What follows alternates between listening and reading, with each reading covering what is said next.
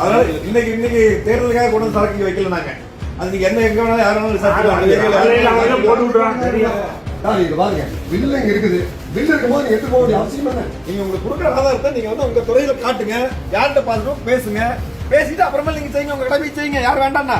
துணிக்கடையிலிருந்து அதிரடியாக ஏற்றி செல்லப்பட்ட சீலைகள் பெட்டி பெட்டியாக அப்படியே பறிமுதல் செய்த பறக்கும் படையினர். போலீசாருடன் வாக்குவாதத்தில் ஈடுபட்ட உரிமையாளர்.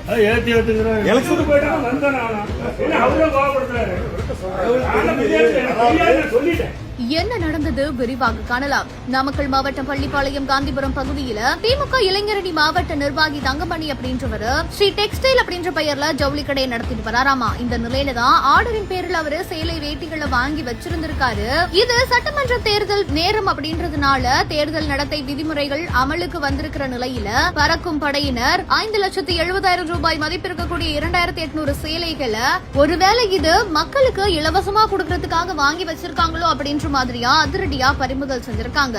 ஜவுளி கடையின் உரிமையாளர்கள், நாங்க முறையா ரசீதெல்லாம் வச்சுதான் தொழில் நடத்திட்டு வரோம், ஆர்டரின் பெயர்ல ஜவுளிகளை ஏற்றுமதி செஞ்சுட்டு வரோம், இப்படி வந்து நீங்க ஜவுளி கடையின் உள்ள சேலைகளை பறிமுதல் செய்யறது சரியானது இல்ல அப்படின்ற மாதிரியா வாக்குவாதத்தில் ஈடுபட்டிருக்காங்க. அதுக்கப்புறமா போலீசார் முறையான ரசீதுகளை காட்டிட்டு அதுக்கப்புறமா உங்களோட சேலைகளை வாங்கிட்டு போங்க அப்படின்ற மாதிரியா அந்த சேலைகளை காவல் நிலையத்துக்கு எடுத்துட்டு போயிருக்காங்களாமா.